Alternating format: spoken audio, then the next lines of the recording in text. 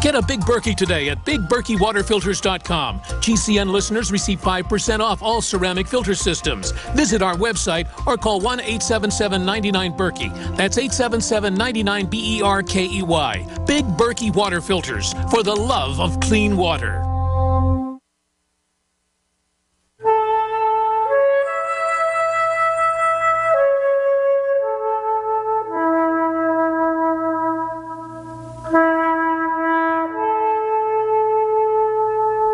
Ira Hayes,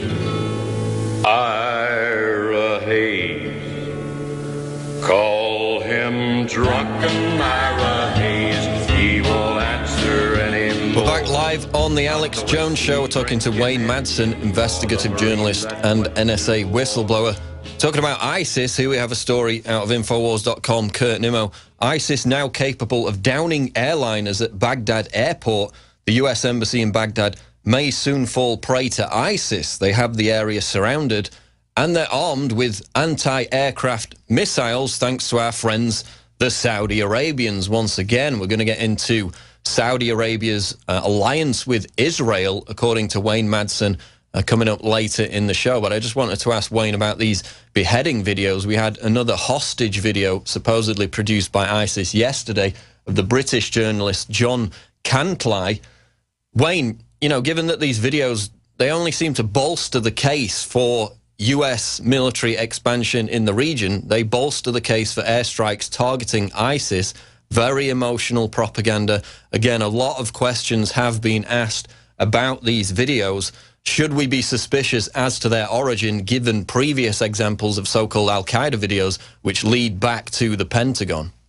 Yes, absolutely. As a matter of fact, it seems like these videos are quote-unquote discovered by an organization in Washington that I've been looking at for a number of years called the Search for International Terrorist Entities, or SITE. It's actually run by an Israeli-Iraqi-American named Rita Katz. And listen, they were the ones who discovered a lot of these fake bin Laden videos, and now they're discovering these beheading videos. I'm not suggesting that these people who have been killed ostensibly by beheading are not dead, but I think it's somewhat questionable as to whether they actually were beheaded live. And the whole thing looks like a bad grade B movie. And I think there's been some video forensics people who have looked at these videos and determined that there's a lot of fakery involved with their production. But, you know, after we saw the U.S. CIA compound stormed in Benghazi after the production of that trailer called The Innocence of Muslims, which was involved a lot of dodgy people in Los Angeles, including those in the porn industry. You have to wonder, where are these videos coming from? What is the intention? And are they what they are purported to be? I have serious doubts about whether these videos are in fact showing beheadings. Although I must say, I believe that those hostages are probably dead, unfortunately. I mentioned Saudi Arabia earlier regarding their arming of ISIS with anti-aircraft missiles. You've got a new book out, The Star and the Sword, which alleges this alliance between Saudi Arabia and Israel, which was intimately involved in plotting the 9/11 attacks. So give us a rundown of some of that evidence and how this came to fruition regarding the connection to 9/11, Saudi Arabia and Israel.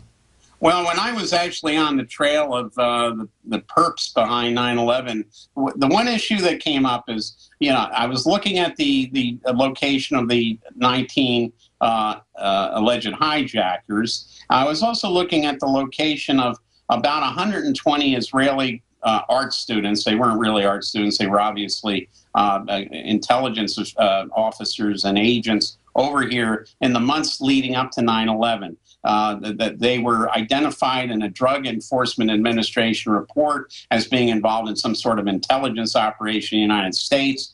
I was looking at the fact that they and the 19 hijackers were living in the same locations in places like Hollywood, Florida, Irving, Texas, near Dallas-Fort Worth International Airport, in North Jersey, very close to New York City, in places like Jersey City, for example, outside of Washington, D.C. and Laurel, Maryland, and other locations. And the problem was, was it the case where the Israelis were monitoring the hijackers? And if so, why didn't they inform us?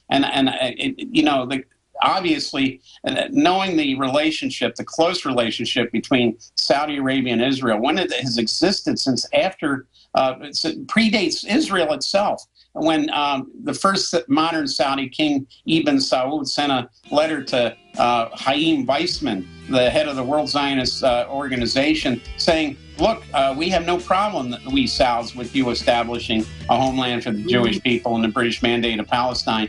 It starts from there, and obviously this was not a case where the Israelis were monitoring those hijackers. They were providing material support and cover for those. We'll be back after the break with more from Wayne Madsen, taking your calls, Infowars.com. Keep it locked in. We're on the march. The Empire's on the run. Alex Jones and the GCN Radio Network. From the water table to our soils to the atmosphere itself, our world is becoming more and more toxic each and every day. But it's not just the air outside that's toxic. Indoor air has been shown to have 2 to 5 times higher concentrations of pollutants than even outdoor air. And most Americans spend 90% of their time inside using toxic chemicals within their homes. There are more than 42 million smokers in the United States. Well over 1,000 types of mold and mildew linked to numerous conditions. And don't forget the fact that 6 million Americans live with pets they're allergic to as well. When I began to research these statistics, it was clear to me it was time to start cleansing my lungs in order to combat the toxic environment that we cannot escape, but that we can fight back against. Made with organic and wild cultivated herbs and manufactured in the USA, the new InfoWars Life Lung Cleanse is here in a convenient spray bottle that can be brought with you throughout any toxic environment. Now available exclusively at InfoWarsLife.com or by calling toll-free 888-253-3139.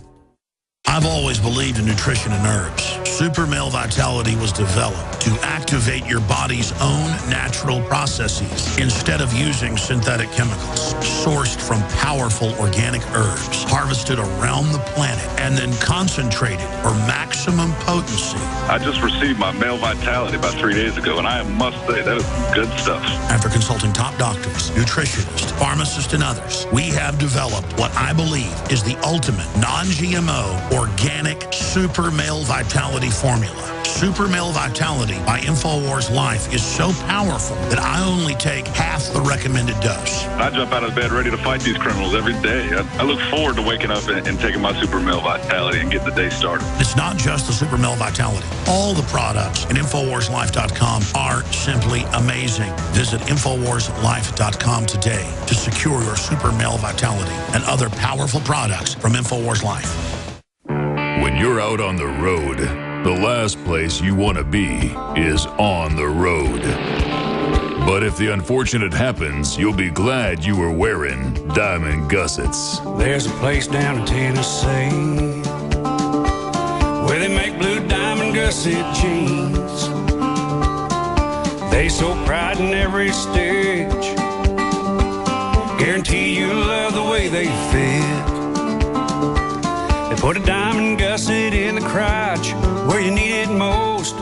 Blue diamond gussets got it, others don't. We turn jeans inside out. Diamond gusset jeans. Made in the USA with unparalleled quality. Our Defender motorcycle jeans combine gusset comfort with Kevlar protection, so you can ride all day with confidence. Order yours at gusset.com. Diamond gusset jeans got it, others don't. You've got it. This transmission is coming to you. Waging war on corruption. All right, you are go. It's Alex Jones, coming to you live from the front lines of the Info War. Now we see the earth. You've got it. Now we see the earth now. You've got it. We're back live on the Alex Jones Show, going to your calls for Wayne Madsen here in a minute.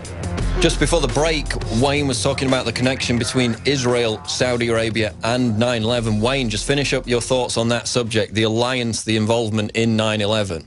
Well, people would say, well, why would Saudi Arabia support 9/11? Because, 15 of the 19 alleged hijackers were Saudi nationals. But we've seen this time and time again. The Saudi Arabians have, of course, paid bin Laden off not to attack the kingdom. And all of Saudi Arabia's national security infrastructure is geared to one thing: protection of the royal family. And Israel and Saudi Arabia always have had common enemies. And the big one right now is Iran, where I just returned from.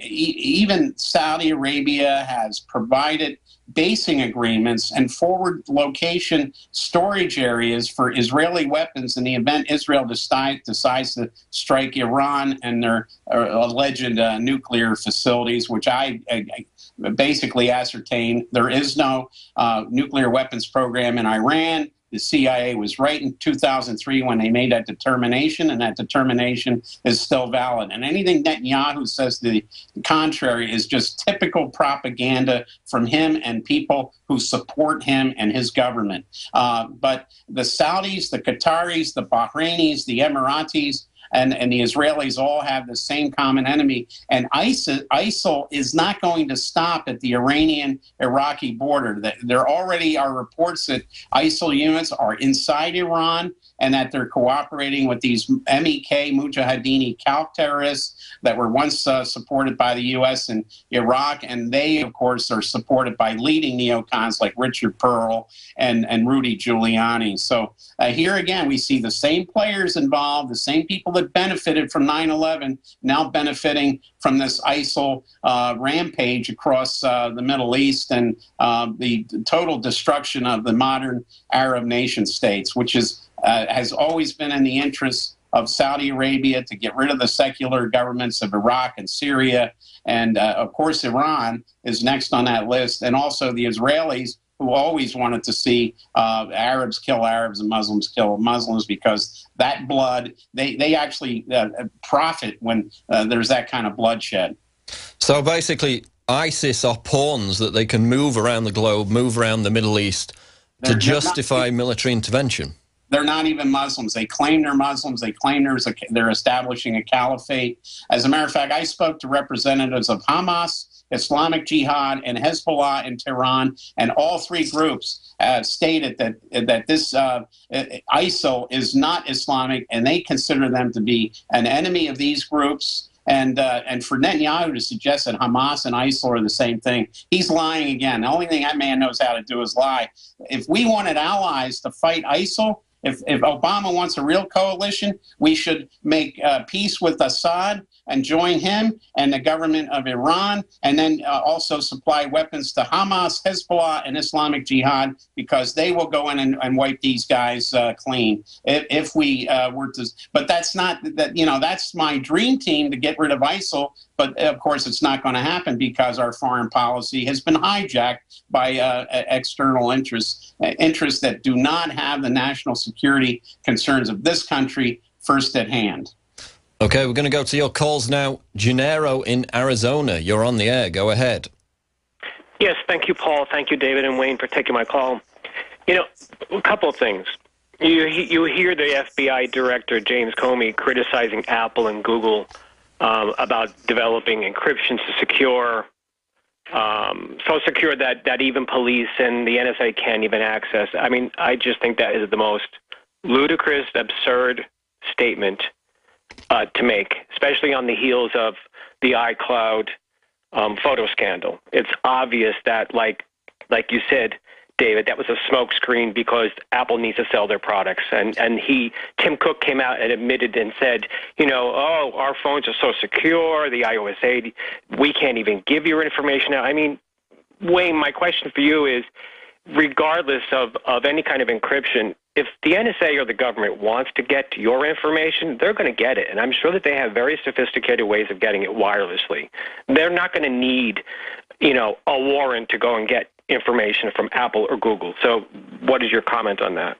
Yeah, this is a battle I fought with other privacy advocates back in the 90s. Some people may recall the Clinton administration's plan to implement